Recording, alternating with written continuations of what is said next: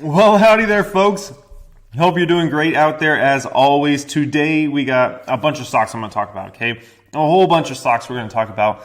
But before we get into that, I just got to point this out, okay? MSTR. I'm not sure if any of you guys are in the MSTR squad, but this stock is going nuts, okay? I mean, look at this. It's up 23% today. It's absolutely ridiculous, okay? This company, if you don't know, they essentially own more Bitcoin in their treasury than any public company in the world. They own over 70,000 Bitcoin, and which is substantially more than any other public company out there.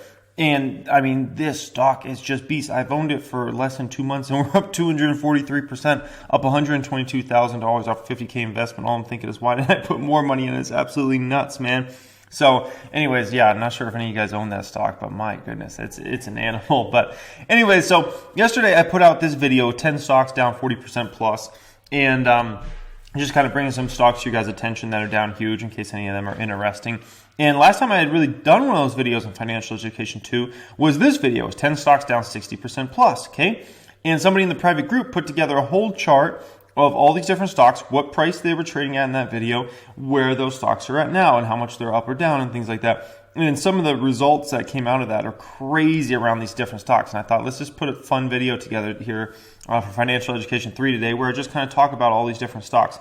Now, the math is incorrect on CCL, BA, and UA. They started getting the math right after that, but this is like a 70% gain, 77% roughly, and like 108% gain or somewhere around there. So just so you guys know as far as the math goes. But yeah, I thought let's just talk about all these, why I think they've gone up a lot, what do I think about these stocks now, and those sorts of things. So I hope you guys enjoy this as always. Don't forget to smash. And yeah, let's start getting into this. And by the way, let me know in the comment section if you own any of these stocks or you were able to participate in any of these ones, okay? So Under Armour is over a double up stock. You know, it's up over 100%. And Under Armour is an interesting company. So obviously it was beaten down at that time. It's $8.52, right? And it definitely represented good value at that time, right? The one issue I'll say around Under Armour, the company, is this is a company that's always wanted to be like Nike's little brother, and I feel like they can't be Nike's little brother. They're just having a lot of trouble. Under Armour's made some real bad mistakes with their brand overall over the past 5 years, okay? They did a phenomenal job building their brand from basically about, you know, from when the brand started all the way through about 2012 or so. And then something happened after that where they started flooding channels, maybe started trying to focus too much on like short-term numbers and meeting quarterly numbers, and they started stuffing channels and getting their brand into discount channels and discount stores and things like that. And ultimately, they hurt their brand substantially, right? Brand is so dang important when you're selling clothing. It just is. It's why Nike continues to be the dominant one. They've just done an amazing job over time with their brand, not just in terms of the athletes they have, trying to always have the best athletes, but in terms of managing that brand, making sure that brand's seen as cool, making sure that brand is always seen as not like some, you know, discount store type brand, whereas Under Armour definitely got into some of those channels and they made some real big mistakes. If they can manage to get their brand back to a place where it's highly respected again, and it's not just some random brand you're wearing, I think the stock could be decent. But, you know, that remains to be seen, okay? But obviously, at that particular time, you know, a lot of these stocks were beaten down and they were just good values. Boeing. So Boeing's climbed back 77% or so. Hey, can we take it easy on the shooting right now, buddy? Thank you. There's a lot of shooting going on around the neighborhood right now. I'm just kidding.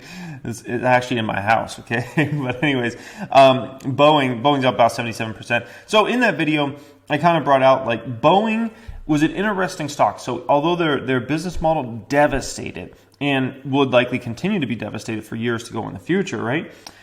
Boeing is a company that is almost seen as too big to fail for the United States of America. Because remember, when it comes to airplane makers, there's two in the world pretty much, okay? Or at least, like, you know, two that are by far the biggest, right? There's Boeing, and then there's Airbus. And so Boeing is kind of seen as the United States of America's pride and our planes and our jobs and those sorts of things, right?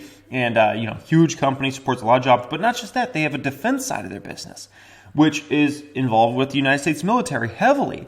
And so, you know, I looked at Boeing, and it was one of those stocks that there's no way the United States would let them fail. No way. Just no dang way, okay?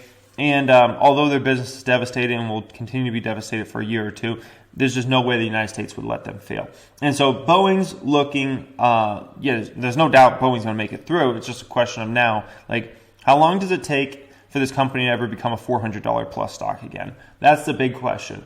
And I can tell you still, a lot of these airlines are not looking to place any big orders with Boeing right now because they just don't have the capital. I mean, these airline companies are trying to preserve every penny they have at the moment.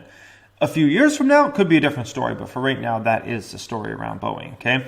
So, interesting stock. If it was to fall to 100 something this year, maybe I buy it, pick it up. CCL, this is an interesting one. You know, this was one of those stocks that you could have seen potentially going bankrupt, right? I mean, their balance sheet was looking so bad. They were not in a good balance sheet position going into this whole situation. Then you get hit with a once in 100-year health event, and your balance sheet wasn't already the greatest. Yeah, no, it's a bad situation, okay? Now with CCL, it looks like they're going to likely, keyword is likely, make it through. But the important thing to understand with CCL is when their business does begin to get profitable again, which I could see happening within the next 4 to 6 quarters, they have a lot of debt to pay down on and a lot of high interest debt, okay? So this is something very important to keep in mind when it comes to CCL. They're going to have to pay off that debt. The numbers are big. Let's just put it that way. So something to keep in mind. Kirklands. I mean, my gosh, look at this one. 4,200 plus %. Oh my gosh. Okay. So when that video came out, Kirklands was almost done. Okay. They almost were in a situation where they were going to go bankrupt. The balance sheet was awful. The business was shut down. Their stores were having to be shut down.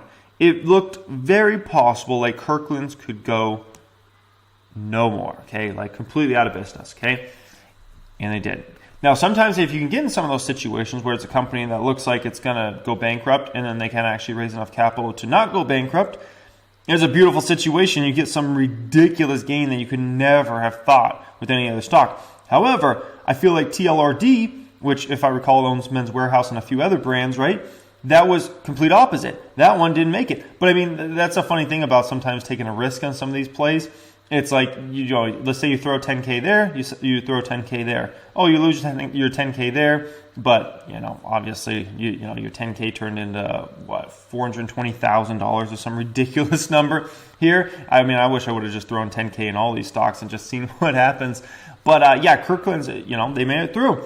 Now, is this stock a good value now? Not in my opinion. It's not a good value necessarily. It doesn't mean it's a bad stock or a bad value. I'm looking at it now and it's just not that interesting. I should have spent less time making that video, more time buying Kirkland's stock that day, to be completely honest. Oh my gosh. Unbelievable, okay? Toll Brothers, they are the premier luxury home builder in the United States of America in terms of a big company. They don't do like true custom homes in terms of like you pick out every single thing, you design the floor plan from scratch and things like that. That's not Toll Brothers business. You know, you have different plans to pick from, different home styles to pick from. You have, you know, different features you can pick, but it's not completely custom. But they sell, you know, their average selling price for their homes are almost double the price of the next closest public company that is a home builder, okay? Now, this is a company that I'm kicking myself for not buying, okay? If there was one stock I'm kicking myself for not buying the most on this list, Kirkland's would have been nice. Toll Brothers was a realistic possibility. I looked at that stock at 15 that day when I was putting that video together, and I said, this is just stupid. You know, there's no other way to put it. This is just stupid. I need to buy the stock. I didn't buy the stock. It was, you know, I don't know why, but it was such a bad mistake on my part because I know the company inside and out. I knew the company was going to make it through. There was no question about if they were going to make it through, in my opinion, when it came to Toll Brothers. And I'm just looking at that, and I was just like, why? Why did I not buy a little bit? At least, you know, but whatever. You know, the past is the past. It is what it is. But when I look at Toll Brothers now, it's not a deal. Home buying is super strong. But you don't want to buy home builders when everything is grand and everybody's buying homes left and right. Although, you know, conventional wisdom might say, oh, no, that must be the best time to buy. No, okay, that's not. You want to buy when home building is looking rough. That's just the way it is.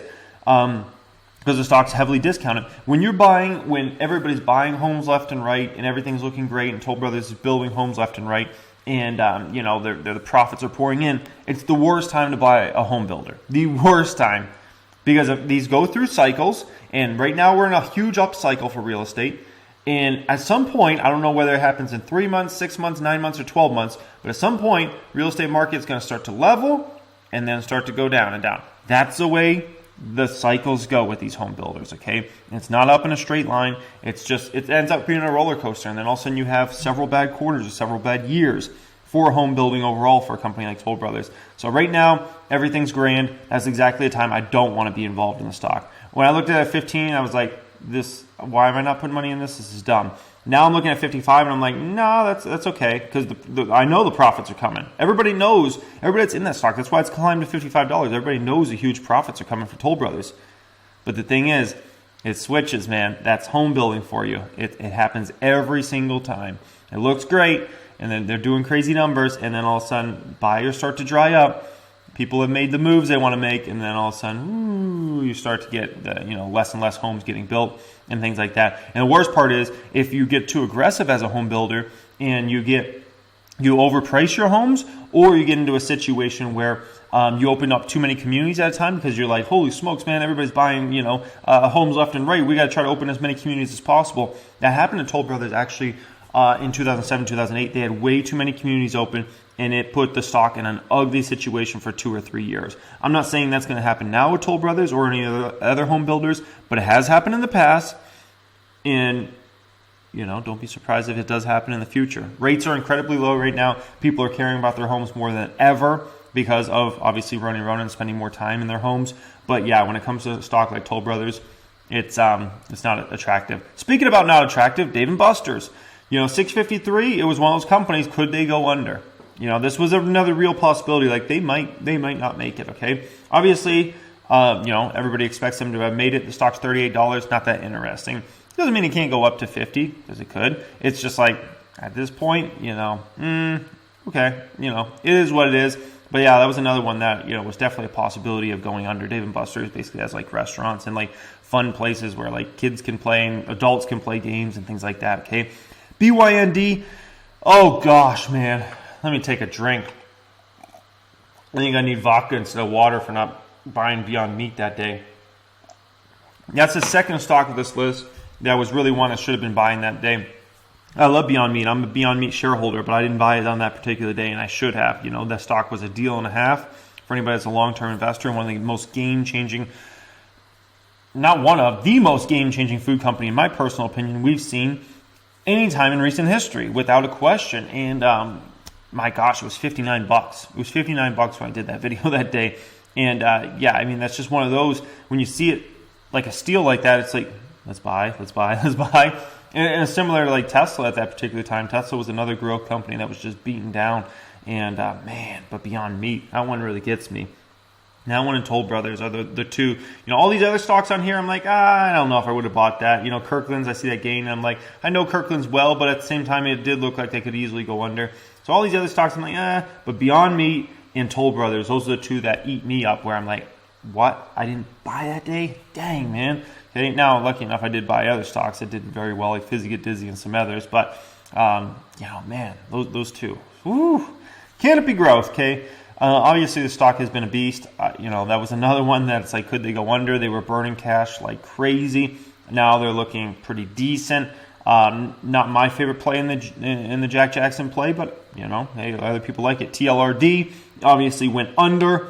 They're actually going through, I think, reorganization and might come back out. But yeah, that one went to zero, and then Tilray went up 1,000%. So another Jack Jackson play, and a lot of money has been moving into the Jack Jackson plays as there's more and more talk that the United States government could basically allow federal legalization around Jack Jackson. And so that's obviously amazing news for any of the companies participating in that space. I own obviously Planet stock, and I think Planet was up pretty substantially today. I think it was up 10% or so. Maybe it was up more than that. I don't know exactly, but yeah, that's a stock that's obviously doing very well. That's my play in the Jack Jackson, space, because they have their superstores. It's a differentiated retail model than anybody else has.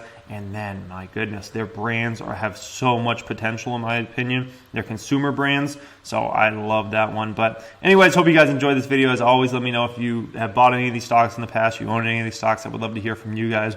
As always, if you don't mind, smash the thumbs up. And yeah, that's about it. Have a great day. I'm sure I got another video coming for you guys later today on maybe the main channel. Stay tuned.